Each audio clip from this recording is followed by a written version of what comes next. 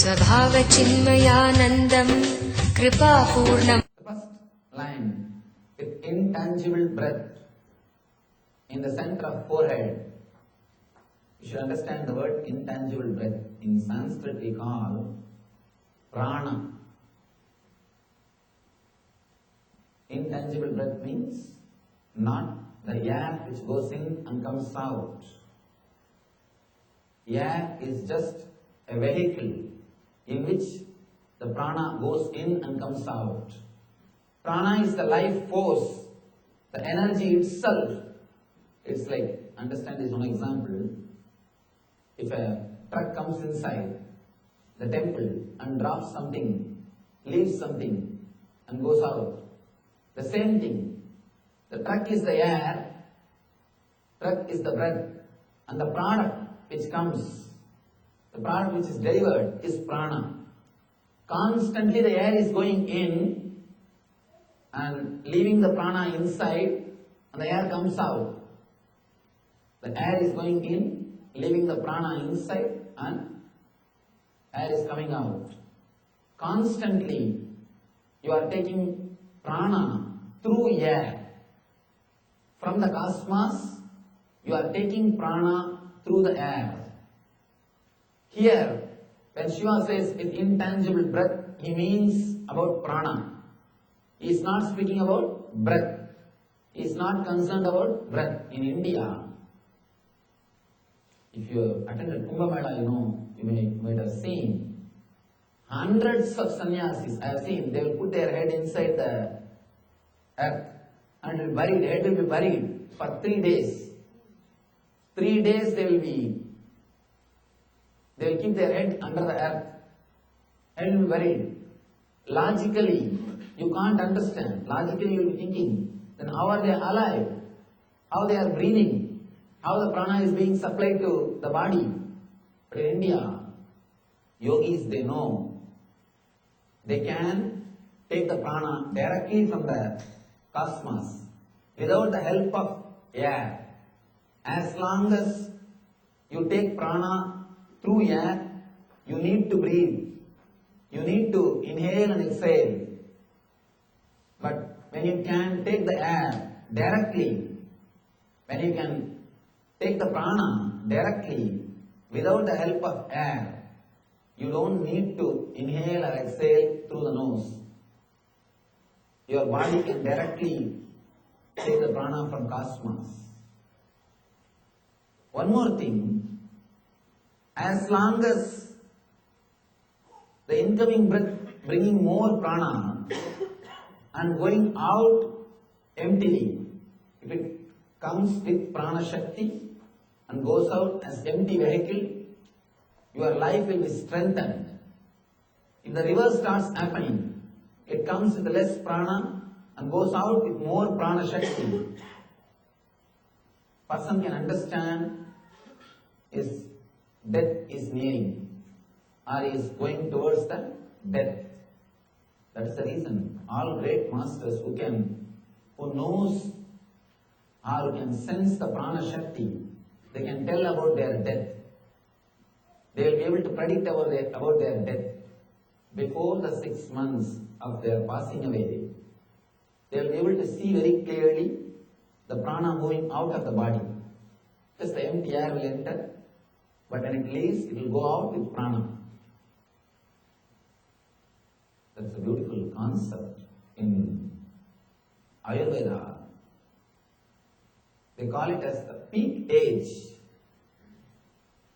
Till particular age, the person will be receiving more prana through the incoming breath.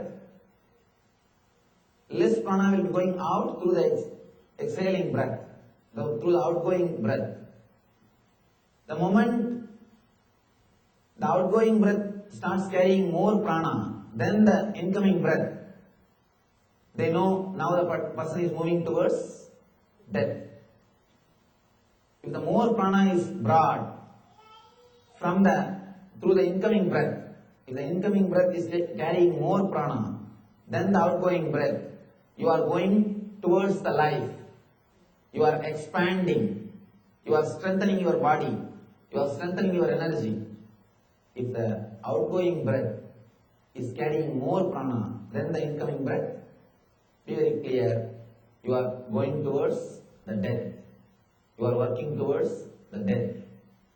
The great masters, Buddha, Shankara, Guru Nanak, all of them have predicted their death.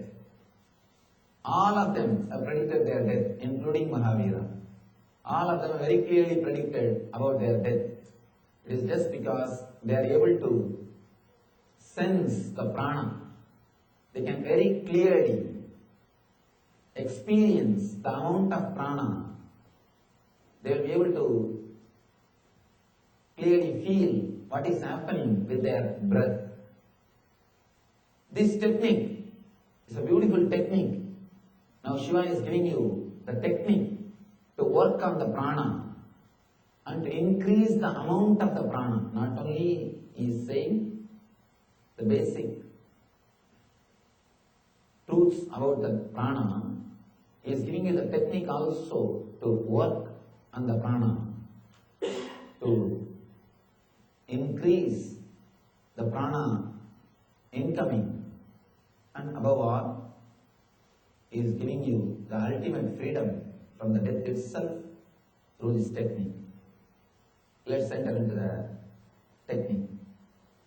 With intangible breath in center of forehead, as this reaches heart at the moment of sleep, have direction over dreams and over death itself. Now he is introducing the next thing. With intangible breath in the center of forehead,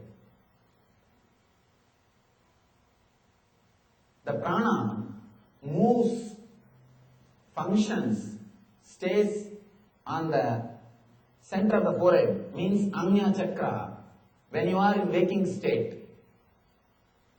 When you are in dream state, it moves around the neck, around the Vishuddhi Chakra.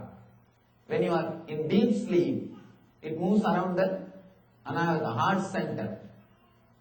That is why you can never fall asleep if your head is straight.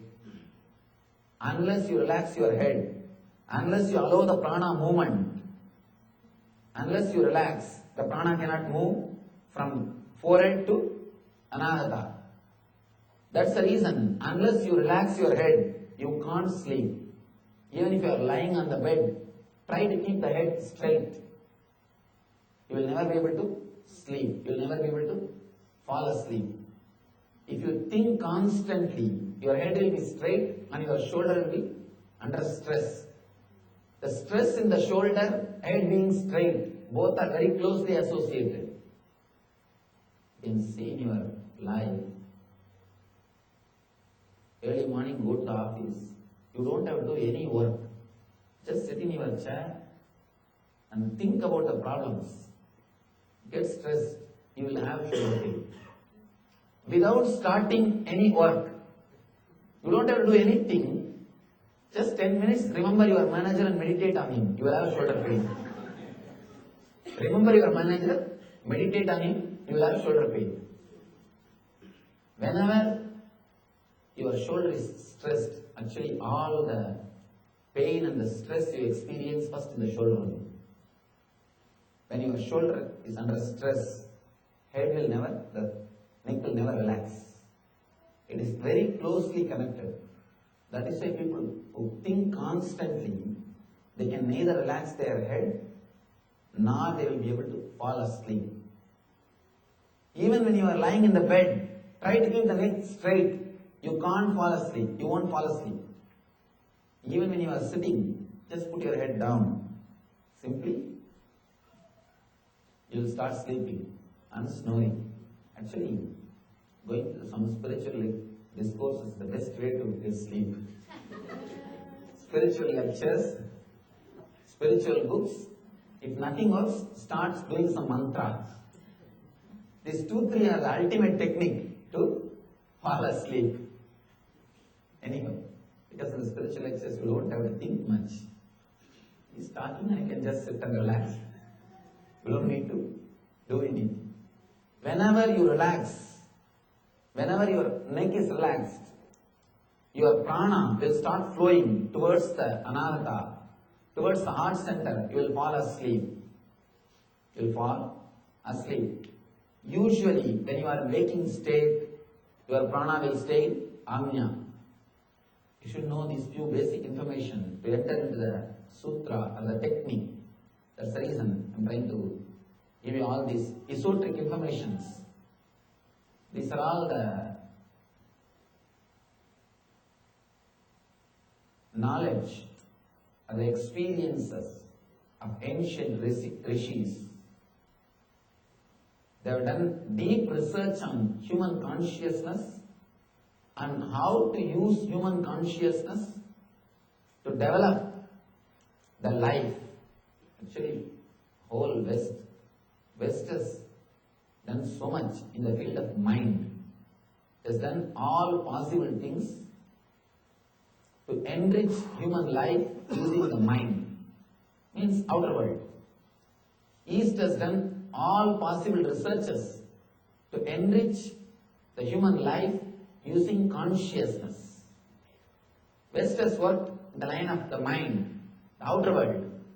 East has worked in the line of consciousness, inner world. Both of them have tried their best to enrich human life, to make the life more comfortable, more blissful, more happy. These are all few techniques created by the ancient rishis to make your life more blissful, more ecstatic, using your consciousness. With intangible breath in the center of forehead, as this reaches heart at the moment of sleep, have direction over dreams and over death itself. Now he is giving the technique. He says, be aware at the moment when your prana reaches to the heart, when you fall asleep, and have direction over dreams and over death itself. Let me give you a small diagram and explain how this technique is going to help you and how to practice this technique.